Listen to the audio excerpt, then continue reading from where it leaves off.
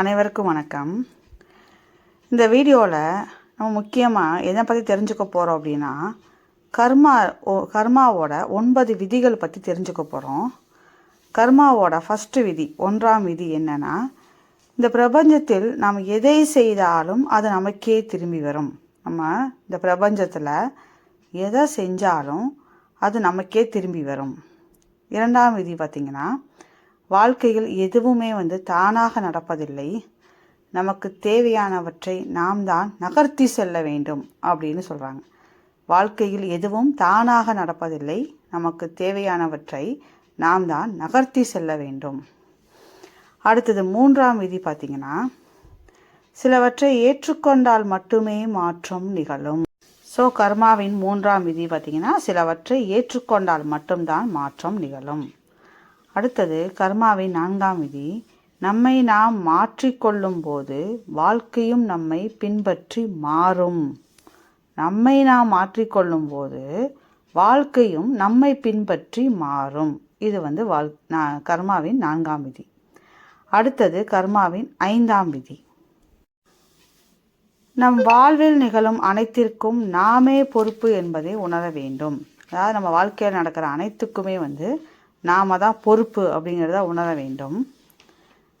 அடுத்தது 6ஆம் விதி, நேற்று, இன்று, நாளை, இது மூன்றும் ஒன்றுக்கு ஒன்று தொடர்புடையதே. நேற்று, இன்று, நாளை, இது மூன்றுமே ஒன்றுக்கு ஒன்று தொடர்புடையது. இது கர்மாவின் 6ஆம் விதி.